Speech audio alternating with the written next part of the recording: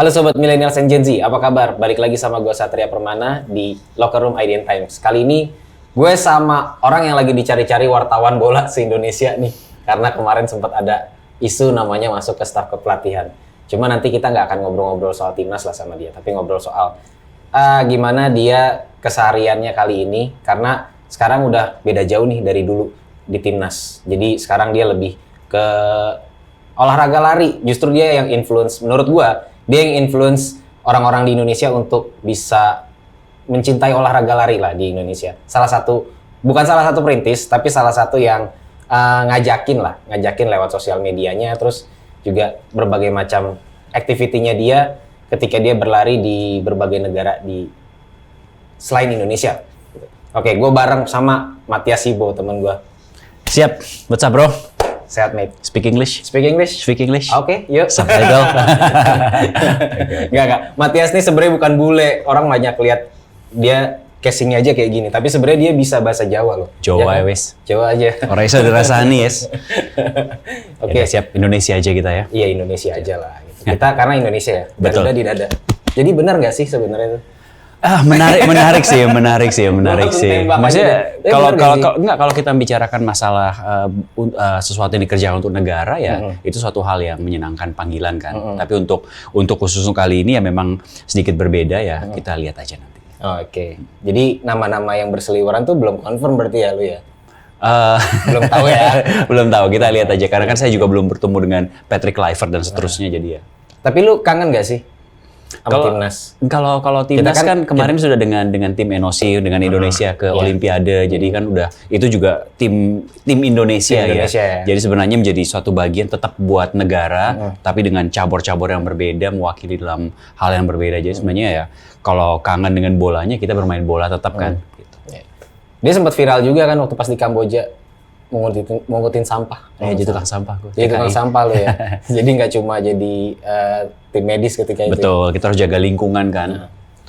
Lu sering di tim Indonesia, sering di timnas juga.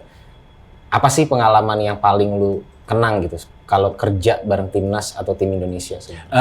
Kita ngomongin bola dulu aja. Mungkin kalau dari sisi timnas dengan bola kan itu melewati beberapa masalah yang seru.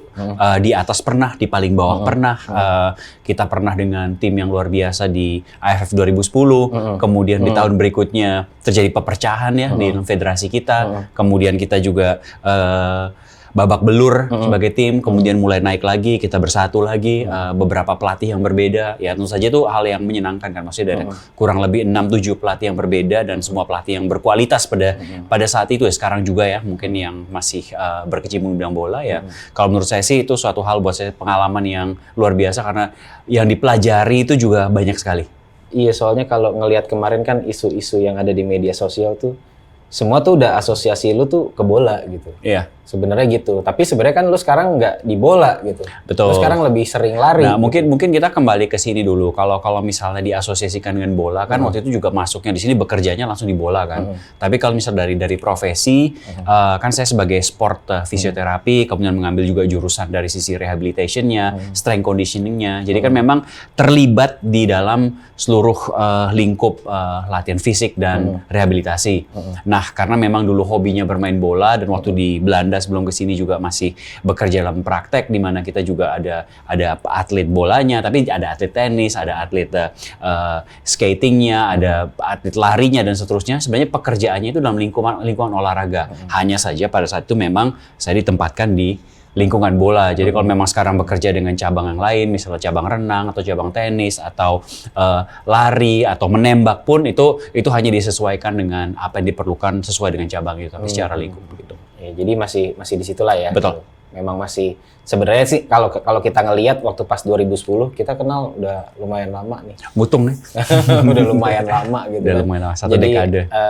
Ya 1 dekade lebih lah gitu. Betul. Waktu zamannya Alfred Riedel juga dia sebagai mungkin kalau perintis sport science bisa gue bilang gitu nggak? Iya, salah satunya mungkin lah ya. Kan sebelumnya sudah ada yang berjuang di bidang tersebut. Saya juga masuk ke timnas pada saat itu ada Izhar Lubis, sekarang masih visio di Persija ya? Jadi juga bersama dengan beliau. Jadi ya Kalau ngomongin sport science, nah ini perintisnya salah satunya. Sama Dokter Nanang juga ya dulu. Dokter Nanang betul, Dokter Ikwan sebelum dia ambil ke Belanda. Iya. Ya. Oke. Nah, mate, gue lumayan tertarik dengan apa yang lu geluti sekarang. Lu kan jadi sekarang lu influencer di bidang lari nih, sama Adidas Runner ya. Kalau misalnya lu juga coach di Adidas Runner. Nah, apa yang pada akhirnya lu dari timnas terus tim Indonesia, akhirnya lu fokus ke lari sekarang? Gue lari aja kayaknya ya. Enggak sih, sebenarnya kalau lari kan memang itu sudah salah satu hobi untuk menjaga stamina, menjaga ketahanan tubuh. Kan sepak bola juga berhubungan dengan lari itu kan sangat banyak. Dan lari itu dalam konteks olahraga adalah dasar untuk melakukan sebuah olahraga. Jadi kalau orang sudah bisa berlari dengan baik, itu kan satu staminanya udah oke, fisiknya udah oke. Jadi untuk melakukan aktivitas olahraga lain itu sudah ada kelebihannya. Nah kemudian ya setelah timnas ya kemudian sudah bekerja dengan Adidas Runners, bekerja dengan Adidas dulu. Karena waktu di timnas juga udah mulai dengan Adidas dari sisi performance-nya. Nah kemudian di Adidas itu mereka memiliki yang disebut dengan Adidas Runners. Jadi itu komunitas pelari yang ada di berbagai kota di dunia. Nah waktu itu Jakarta belum ada kan? Jakarta belum ada. Dan kebetulan pada saat itu saya sedang mempersiapkan diri untuk mengikuti World Major Marathon. Jadi itu ada 6 di dunia ya. Maksudnya dari sisi New York, Boston, kemudian ada Chicago, ada London, ada Berlin, ada Tokyo. Nah itu major. Jadi untuk masuk ke situ juga sulit. Nah saya sedang mempersiapkan diri untuk mengikuti World Major waktu itu di Berlin. Mana pada saat sampai di Berlin menemukan tuh komunitas Adidas Runners Berlin pada saat itu ya. Wah ini menarik nih komunitasnya.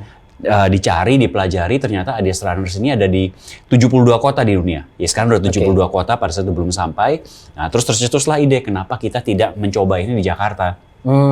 Nah dari situ kita kembali ke Indonesia, ngomongin Adidasnya, pada saat itu Pak William Lau. Ya kita ngobrol panjang, akhirnya hampir 1 tahun mempersiapkan karena kan checklist dari global, Adidas Global itu lumayan panjang ya, kemudian mulai Adidas Transjakarta. Jadi ya menyenangkan, kita membernya udah lumayan banyak, sudah hampir 15.000, yang di Jakarta sendiri hampir 10.000, sisanya tersebar di Indonesia. Dan ini komunitas yang mulai dari situ kita mulai berlari bersama-sama, melatih bersama-sama. Tapi bukan hanya saja berlari ya, kita juga ada diskusi tentang sport science, kita ada latihan strength trainingnya, kita belajar tentang nutrisinya, kita belajar mengatasi kejenuhan, ada mental health class-nya dan seterusnya. Jadi ya menyenangkan lah karena hobi tetap aja dari bola pindah ke lari. Hobi tetap dijalankan ya karena memang sudah terlibat di komunitas lari ya, kita sebagai salah satu coachnya juga harus bisa berlari juga begitu. Nah berarti kan lu kan yang emang kalau tadi gue bilang lu perintis sport science, nah berarti lu juga sebenarnya kalau gue boleh kategorikan perintis juga untuk influence orang-orang buat lari, olahraga lari. Karena setelah lu sering posting di Instagram, kan banyak juga tuh artis-artis yang pada akhirnya mereka nggak tahu terinfluence dari lu atau memang lu kan juga mainnya sama mereka kan kebanyakan juga gitu. Ada hubungannya ya. Ada beberapa gitu kan.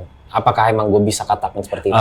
Kalau itu agak berat ya. Kalau misalnya kita hanya mencoba, saya sendiri hanya mencoba untuk memberikan sedikit edukasi mengenai hidup aktif, hidup sehat, bagaimana melakukannya dengan sangat simpel dan mudah. Kalau ada yang mengikutinya, syukur-syukur kita senang. Kalau ada yang membantu semakin membuat ini semakin lebar ya, lebih bagus lagi. Begitu. Jadi kalau sebagai perintis agak berat untuk mengatakan begitu. Oke. World 6 Major Marathon. Ya. Kita bahas itu. Kayaknya itu klasifikasinya berat ya? Ada poin yang harus ditentukan? Sebenarnya kalau ada yang paling berat itu kan puncak top of pyramidnya, maksudnya puncak dari yang tertinggi itu kan Boston kan. Karena kan kita semuanya aiming ke sana.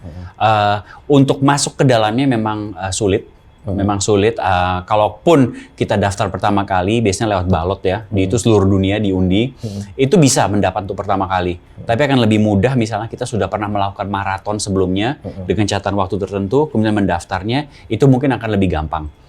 Sekarang sih, ada kemudahan, lebih mudah untuk mengikuti World Major Marathon karena begitu banyak travel yang menawarkan paket untuk berangkat. Kalau dulu saya ikut, travel itu sangat-sangat terbatas. Dan kita harus ikut sesuai ya, kalau kita mendapatkannya atau sudah catatan waktu tertentu, kita bisa masuk, bisa daftar. Kalau misalnya waktu itu nggak dapat ya nggak bisa daftar. Kita daftar tetap aja akan dicoret. Berarti harus terdaftar di IAAF dulu apa gimana? Oh nggak perlu. Okay. Paling gampang sih itu ada namanya sendiri kalau World Major Marathon itu ada namanya ABOT. Abot. Nah, kalau kita mau ya kita ya hampir semua pelari yang maraton mau keluar negeri pasti bikin profile di situ karena itu akan World Major Marathonnya akan masuk ke sana. Ada poinnya memang, tapi poin itu tidak akan mempengaruhi kita dapatkan slot atau enggak. Yang penting dapat balotnya atau catatan waktunya. Misalnya nih Boston lah ya kita ambil ya. Boston misalnya untuk mengikuti kategori usia misalnya katakanlah 40 sampai 45, maratonnya itu harus 3 jam misalnya. Itu, nah 3 jam ini belum tentu dapat, harus paling gampang tuh misal 2 jam 50. Jadi untuk mendapatkan chance, untuk mendapatkan kesempatan masuk ke situ. Cut-out-nya harus segitu. Betul. 2.50. Itu waktu yang pernah waktu best kita dalam 2 tahun terakhir. Gitu. Lo ikut itu pertama kali kapan? Sebelum yang bombing itu atau yang sesudah? Sesudah. Gua ikut itu 2020, setelah COVID, 2022. Itu pada saat itu memang masih banyak restriction-nya, tapi ya ikut. Ada beda nggak sih lu selama jalanin lari ya, terus kerja sama timnas, kerja sama tim Indonesia gitu. Artinya kan kalau ini kan lu memacu diri lu, tapi kalau lu kerja sama timnas, tim Indonesia itu kan lu sebagai supporting staff ya, performance gitu. Betul. Ada beda nggak? Sebenarnya kalau beda sih pasti ada ya, maksudnya dari travelingnya yang pertama atau dengan siapa kita bekerja.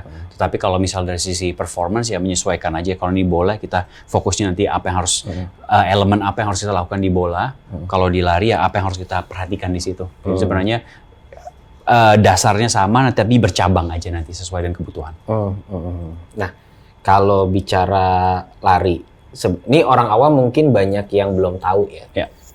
Lari itu kalau menurut mereka tuh kayak ya udah kita lari nih, ikut 5K, ikut mungkin ada yang turunannya nanti 7K atau 10K gitu kan. Gampang katanya. Segampang itu nggak sih? Sebenarnya lari itu gampang sih. Gampang. Nggak sulit. Benar-benar gampang ya. Gampang. Kalau kita memulai sebenarnya yang sebaiknya untuk ini khusus untuk yang pemula ya. Kalau mau lari yang pasti itu harus ikuti diri sendiri. Jangan lari berdasarkan kemampuan temen atau orang atau influencer.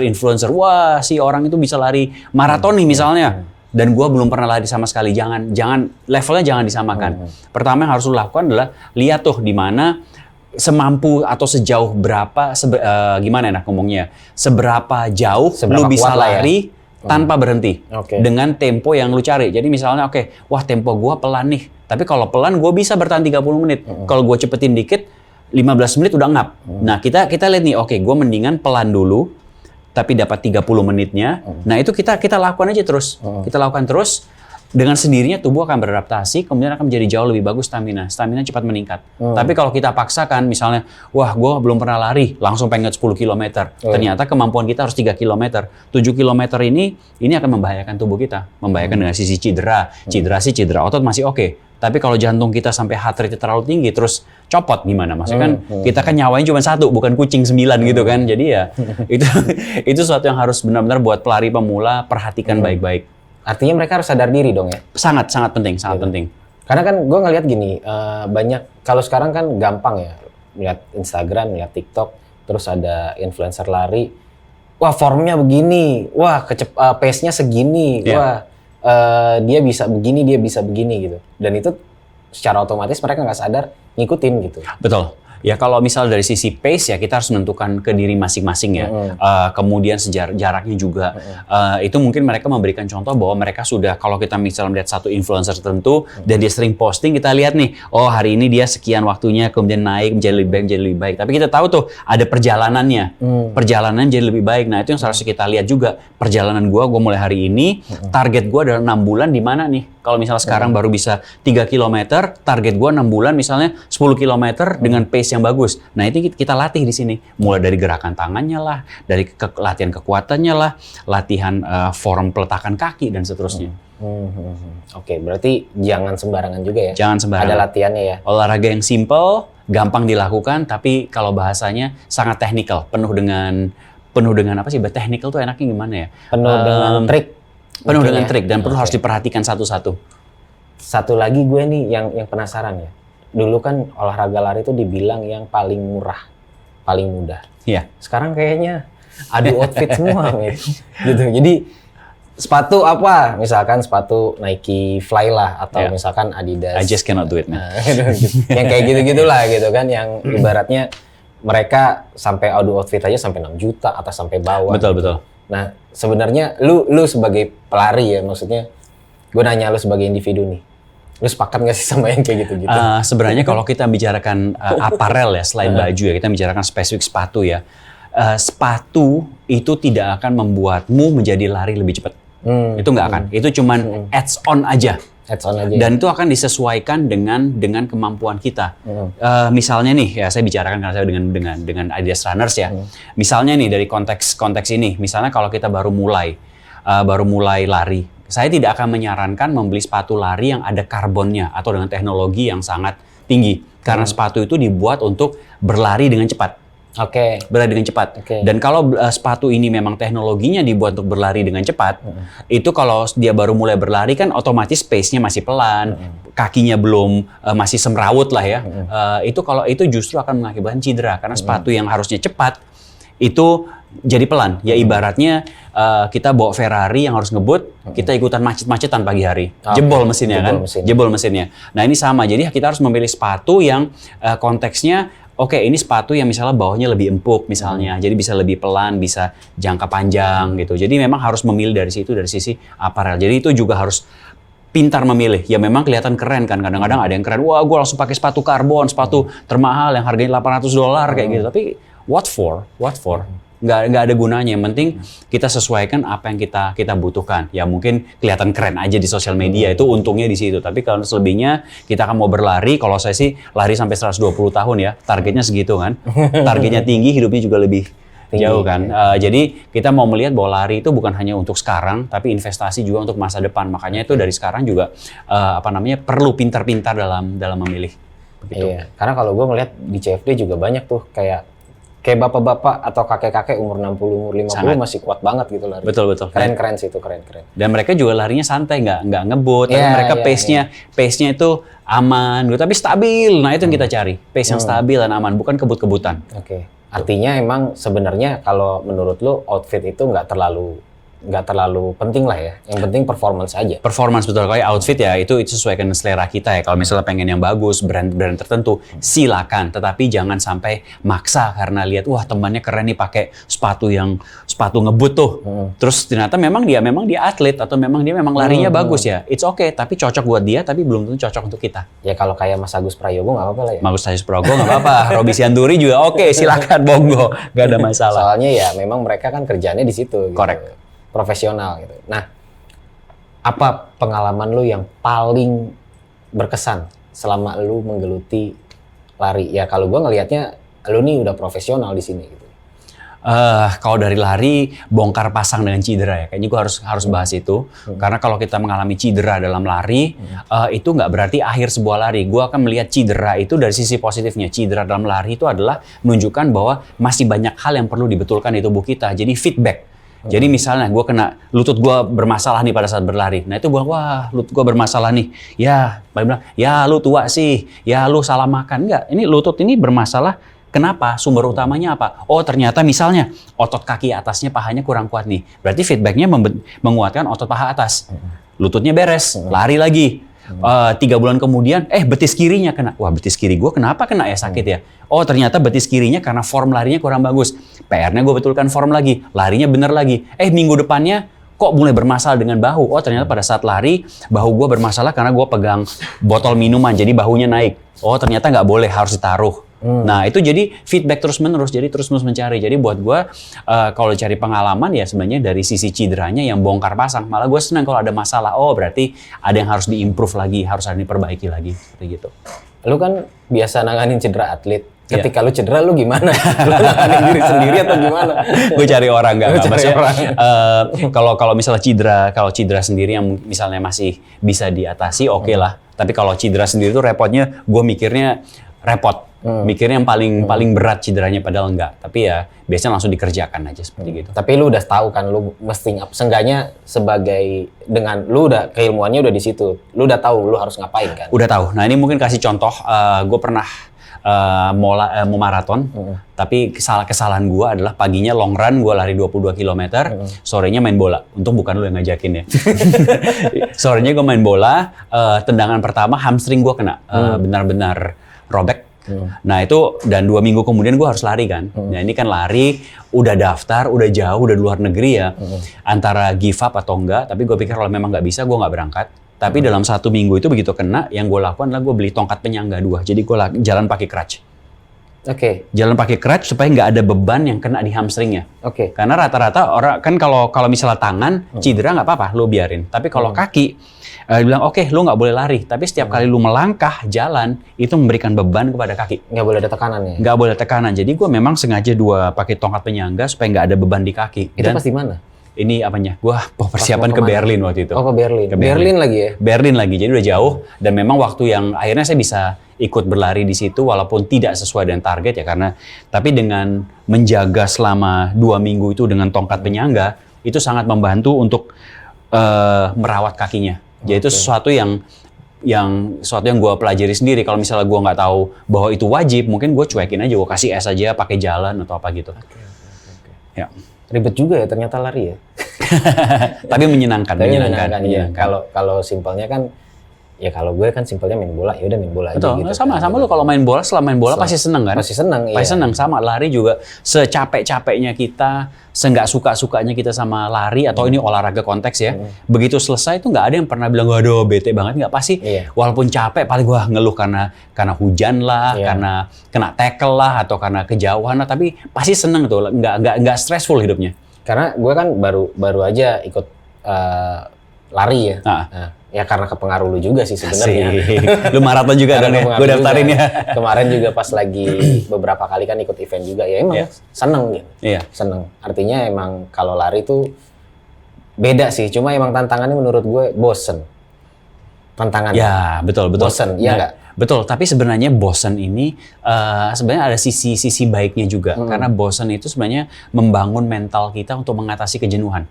Misalnya jenuh di kantor kerja gitu kan, lu udah biasa dilari misalnya PR panjang lari itu jenuh. Tapi lu menyelesaikan target itu misalnya 10 km, 12, 18 terserah. Jenuh, tapi lu selesai sama ntar ke bawah tuh. Wah, ternyata bisa nih jenuh, gue udah tinggal bisa menyelesaikannya. Jadi sebenarnya ada satu manfaat yang positif di situ. Iya, kalau main bola atau kita main volley atau segala macam, main volley kita spike terus masuk poin, seneng kan? Iya. Main bola misal kayak gua assist atau apa, itu seneng gitu karena terjadi gol gitu. Betul. Tapi kalau lari kan goalsnya apa nih? Goalsnya gua mesti finish sampai sambil dengerin podcast sekian, lah kalau gitu ya. Iya, kayak gitu kan. Jadi maksudnya kiri kanannya tuh nggak ada yang, menurut gue nggak ada yang pemicunya. Cuma memang setelah kita ikut, mungkin setelah ikut event itu jadi bikin kita tuh pas finish tuh kayaknya puas banget. Gitu. Nah, dari situlah sebenarnya muncul banyak komunitas-komunitas lari. Karena kalau lari sendiri memang betul, kita bisa jenuh, gampang jenuh. Ya kan? Tapi kalau kita bergabung dengan sebuah komunitas, itu ketemu teman-teman dari berbagai latar belakang berbeda, kita lari bareng juga sambil ngobrol. Jadi sebenarnya kejenuhannya terhindar dari situ, dan juga suatu hal yang sangat sehat kan, maksudnya di era teknologi di mana semua orang juga dengan gadgetnya, begitu lari tanpa gadget kita malah ngomong gitu, berbicara satu dengan lain, itu suatu hal yang sebenarnya sangat positif buat kita. Jadi lari sekarang kalau sama komunitas bisa jadi ajang sosialisasi. Oh sangat, dan itu juga bukan hanya dari sekedar pertemanan, tapi yang kemudian tiba-tiba memiliki interest yang sama, bisa bisnis bareng, mereka mulai networkan, dapat peluang baru. Jadi sebenarnya potensinya itu sangat luar biasa. Oke. Menarik sih. Ya. Oke. Seru sih. Cuma mungkin karena kita sudah waktu, ini kita akhiri saja pembicaraan kali ini. Thank you Matias sudah datang ke Thank you Bro Satria. Ini sebenarnya kali kedua ya. Waktu itu pas tahun lalu dia pernah ulang tahun datang ke sini juga, tapi kita nggak sempat bikin sesi obrolan yang seru kayak gini nih. Yes. Gitu. Ya itulah, kalau lari teman-teman yang memang mungkin masih rookie, tantangannya itu bosen, terus jangan maksain diri, harus sadar diri. Nah, tapi yang penting kalau baru mau mulai supaya nggak jenuh, supaya enak, cari target mau kemana. Kalau hanya sekedar lari aja, muterin misalnya di Senayan atau muterin kompleks Senayan begitu, ya udah lari. Tapi coba cari target. Misalnya bulan Mei tahun 2025, gua akan mengikuti event A. target. Jadi kita ada sesuatu untuk kita berlatih. Begitu selesai, gue akan ke event berikutnya dan seterusnya.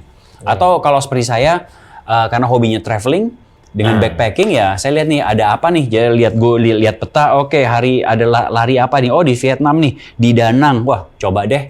Kapan ke sana, dilihat semua. Oh, memungkinkan. Oke, target ke sana. Jalan-jalan, traveling, lari, senang. Ya. Jalan-jalan, traveling, senang, jangan lupa makan ekstrim. Lo kan suka makan ekstrim kan? Perlu itu, perlu. Wajib itu, wajib. Makan makanan ekstrim.